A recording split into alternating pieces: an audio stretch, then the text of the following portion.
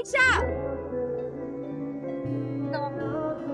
নানুর বাসায় যাব না। যাব। এক্সকিউজ মি, আমি মিস্টার রাকিবের সাথে দেখা করতে আসছি। আমি মিসেস রাকিব। ডাক্তার কি বললো? ডক্টর দেখালাম, ডক্টর বলল যে কিন্তু আমার অফিসে তো অনেক কাজ। আমি সব সামলে নিব, আমি তোর বন্ধু না, একদম নিশ্চিন্ত থাক। তোর মতো বস যদি প্রত্যেকটা মানুষ পাইতো রে। আর তুইও যদি এরকম আজীবন আমার প্রশংসা করতি রে। আল্লাহ হাফেজ। আল্লাহ হাফেজ। ভাবি ভাইয়া ভালো থাকবেন। ইউ খুশি তুমি?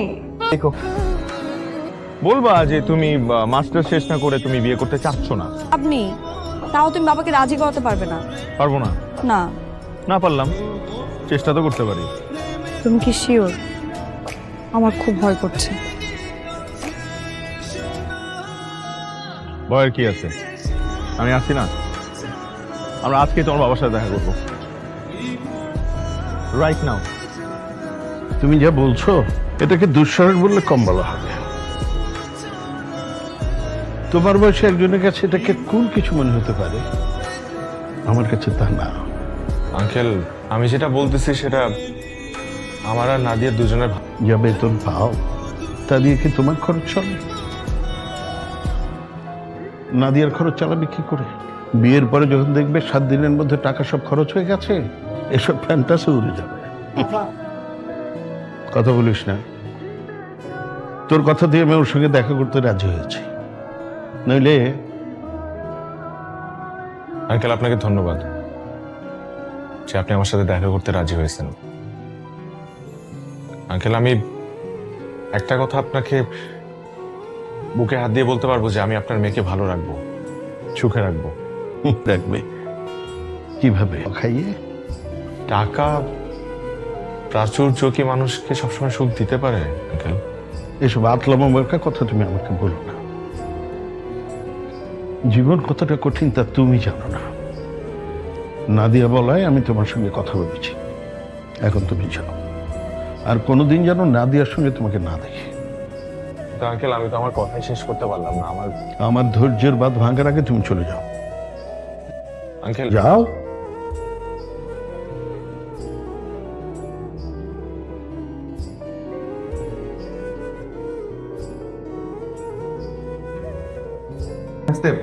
পায়ে ব্যথা হবে তো? বাঁচার ঘরে বইয়ের পা ভাঙা আমি বোধহয় পৃথিবীতে প্রথম। তুমি যদি আমার সাথে পালায় না আসতা, তাহলে তো আমি এই ভাঙা মন নিয়ে শহরে শহরে দেবদাসের মতো ঘুরে বেড়াতাম। ইসনি আমার দেবদাস রে। এখন তো খুব মিষ্টি মিষ্টি কথা বলছো, পরে সবকিছু মনে থাকবে তো? কেন মনে থাকবে না? অবশ্যই মনে থাকবে। আমি তোমার হাত ছুঁয়ে কথা দিচ্ছি, আমি বেঁচে থাকতে তোমাকে কখনো কষ্ট পেতে দিব না। হয়তো শহরের উঁচু বিল্ডিং এ বড় ফ্ল্যাট, দামি গাড়ি কিনে দিতে না পারি, কিন্তু আমার ভালোবাসার অভাব কখনো তোমাকে টের পেতে দিব না। এটাই আর কি। আপাতত কালকের মিটিংটা নিয়ে আমরা প্রেজেন্টেশন রেডি করি। কালকে মিটিংটা সেট করে ফেলেন 2টার সময়। জি স্যার, ওয়েস্টিংয়ে করব স্যার। করতে পারেন। আর কালকে অবশ্যই তুই থাকবি আমার সাথে।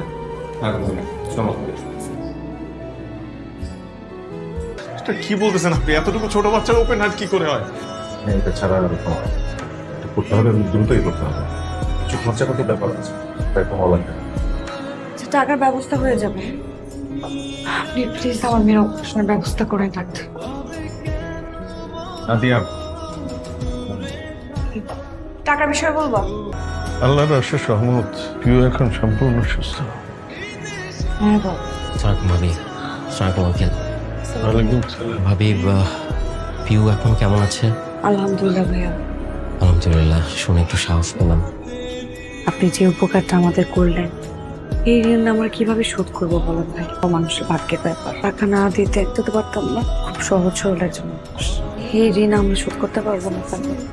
ভাবি, আমি সরি, আমি একটা কথা আপনার কাছে গোপন করেছি। ভাবি, যা কিছু বলছেন আমি করেছি, কিছুরই যোগ্য আমি না। আমি ওর জন্য কিছু করিনি, আমাকে কিছু করতে হয়নি। যা কিছু করার রাকিবই করেছে। কি করেছে মানে বুঝলাম না।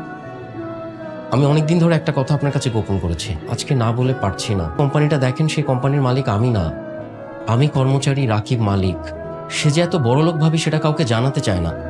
কত কত মসজিদ মাদ্রাসা যে রাকিবের টাকায় চলে তার কোনো ঠিক ঠিকানা নেই। প্রায় 300 ছেলেপেলের ভরণ পোষণের দায়িত্ব নিয়ে নিয়েছে শুধুমাত্র রাকিব। বলছেন সামিউল ভাই, রাকিব এগুলা? এটাই সত্যি। আপনার কাছে বিশ্বাস নাই হতে পারে, পুরো পৃথিবীর কাছে অবিশ্বাস্য লাগলেও এটাই সত্যি। তো ও আমাদের কাছে কেন লুকাবে? কারণ ওর মনে একটা ভয় আছে। ভয়? কিসের ভয়? রাকিব মধ্যবিত্ত জীবন চায়। ও মনে করে এত অর্থ, বিত্ত, বৈভব, প্রাচুর্য এই সব কিছু থাকলে ওর যে মধ্যবিত্ত জীবনের যেই লোভ, যেই সুখ, যেই ভালোবাসা, পারিবারিক বন্ধন, খুনসুটি, এই সব কিছু হারিয়ে যাবে।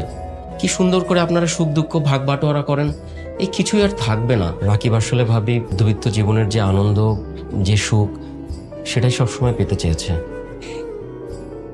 কিন্তু তাই বলে না ভাইয়া, আমার মনে বিশ্বাস হচ্ছে না। মারে, সামিল যা বলেছে সবই সত্যি। 6 কোটি? আপনার ব্যাংক লোনের পরিমাণ তো এটাই ছিল নাকি? কিন্তু আপনি শুধু নাদিয়ার বড় ভাই না, আপনি আমারও বড় ভাই। আর আপনজনদের বিপদে পাশে দাঁড়ানো তো উচিত, তাই না? দেখো ভাই, মানে আমি তোমাকে কি বলবো না বুঝে অনেক সময় ছোট করে অনেক কিছু বলে ফেলছি ভাই। তুমি প্লিজ আমাকে ক্ষমা করে দিও। না না ভাইয়া, প্লিজ। আপনজনদের কখনো ক্ষমা চাইতে হয় না। আপনি এই লোনটা শোধ করে বিজনেসটা আবার শুরু করেন। This time you have to promise me যে আপনি বিজনেসটা অনেস্ট ওয়েতে করবেন।